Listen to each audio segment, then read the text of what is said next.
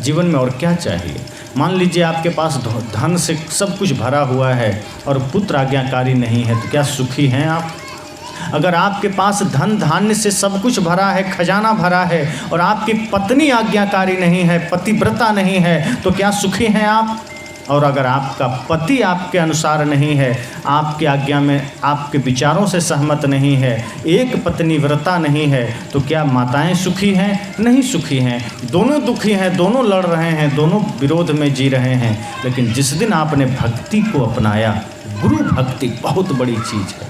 जब गुरु से हम माला दीक्षा लेकर के गुरु के बताए रास्ते पर चलते हैं, गुरु भक्ति में चलते हैं, तो जीवन के सारे काल कष्ट का नाश हो जाता है। लेकिन बहुत ऐसे लोग हैं, गुरु से दीक्षा लेके गुरु भक्ति में जाके भी मन कहीं और रमता रहता है, तो फिर वो गुरु भक्ति का लाभ नहीं ले पाते। गुरु भक्ति का मतलब है गुरु को सब कुछ समर्पित कर देना, अर्थात वारों तन मन धन सबय पद पर खावन हार।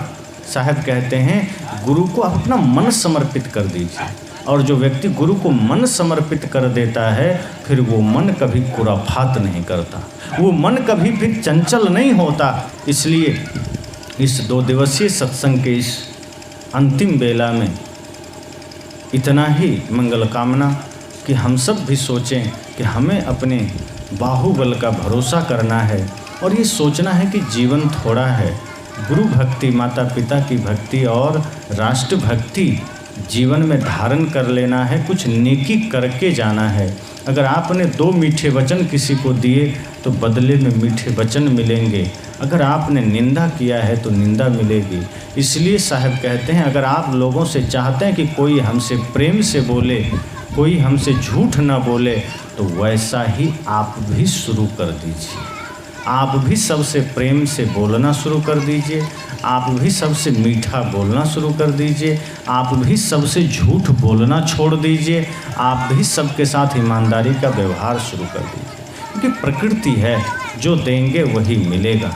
अगर अच्छा देंगे अच्छा मिलेगा, बुरा देंगे बुरा मिलेगा।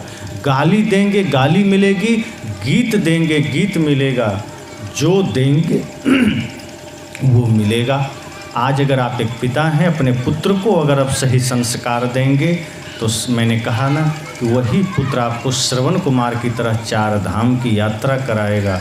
और अगर आपने संस्कार रावण की तरह दिया है, तो आपका पुत्र मेघनाद बनेगा, वो श्रवण कुमार नहीं बनेगा। और जब मेघनाद बनेगा तो सोच लीजिए क्या क्या तांडव करेगा।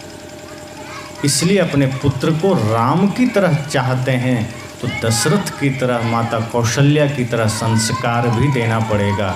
ये नहीं कि आपने संस्कार रावण जैसा आप बन गए तो पुत्र आपका राम नहीं बनेगा, पुत्र आपका श्रवण कुमार नहीं बनेगा। इसलिए ये सत्संग से इतनी ही शिक्षा हम सबको लेनी चाहिए। तो आप सब सत्संग से जुड़ें, संतों से जुड़ें, अपने जीवन में धर्म को, भक्ति को, सेवा को, प्रेम को स्वीकार करें, और नफ़रत, घृणा, ईर्ष्या, द्वेष को अपने हृदय से बाहर कर दें। उसकी जगह आपके हृदय में नहीं है। ये हृदय इस सृष्टि का सबसे सुंदर, सबसे पवित्र जगह है। यहाँ नफ़रत और घृणा के लिए कोई स्थान नहीं है।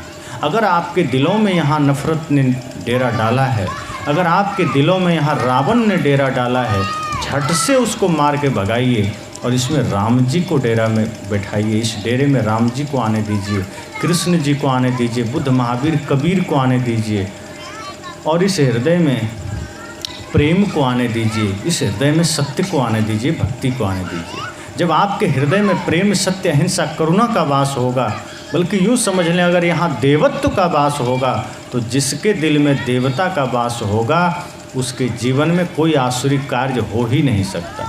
जिसके हृदय में राम का वास होगा वो अपने माँ का अपमान नहीं कर सकता, वो अपने भाई का अपमान नहीं कर सकता, वो अपने पड़ोसी का अपमान नहीं कर सकता। अगर आज आपके द्वारा किसी का अपमान हो रहा है, आपके द्वारा झूठ, छल, प्रपंच हो रहा है, आज आपके जीवन में कोई पाप हो रहा है, सीधा मतलब है आपके हृदय में रावण ने डेरा डाल दिया है, और उस रावण को हटाना अब आपका दायित्व है। और वो हटेगा संत गुरुजनों के पास जाने से, सत्संग में जाने से। तो अपने हृदय से कुत्सित विचार रूपी रावण को मार भगाइए और शुद्ध सात्विक रूपी रामकृष्ण बुद्ध महावीर कबीर जैसे महापुरुषों को हृदय में धारण कीजिए। जीवन में सब आनंद ही आनंद होगा, मंगल ही मंगल होगा। इसलिए मैं कहा करता हूँ अक्सर, एक नेक मशवरा है मेरा, मान लीजिए। दुनिया ये 4 दिन की है, पहचान लीजिए।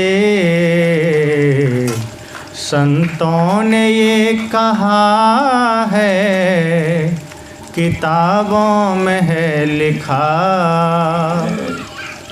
पीने से पहले पानी को छान लीजिए। एक नेक मशवरा है मेरा, मान लीजिए। दुनिया ये 4 दिन की है, पहचान लीजिए। दुनिया ये 4 दिन की है, पहचान लीजिए। चरणों में आके लाखों की बिगड़ी सवर गई, एक दो नहीं है सैकड़ों परमान देखिए। एक नेक मशवरा है मेरा, मान लीजिए। एक नेक मशवरा है मेरा, मान लीजिए। दुनिया ये 4 दिन की है, पहचान लीजिए। दुनिया ये 4 दिन की है, पहचान लीजिए। तो इस संत के चरणों में आकर लाखों लोगों की बिगड़ी बन गई। कभी अंगुलीमाल आया बुद्ध की शरण में, वो भी सुधर जाता है। रत्नाकर जैसे लोग सुधर जाते हैं। तो संत के चरणों में जाने से जीवन बदल जाता है।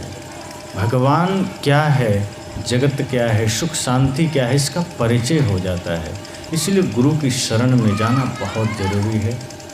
तो गुरु संतों सत्संग से जुड़ें ताकि जीवन में श्रद्धा प्रेम भक्ति का जागरण हो और सदैव आनंद ही आनंद रहे। इसी मंगल कामना के साथ वाणी को विराम देते हैं।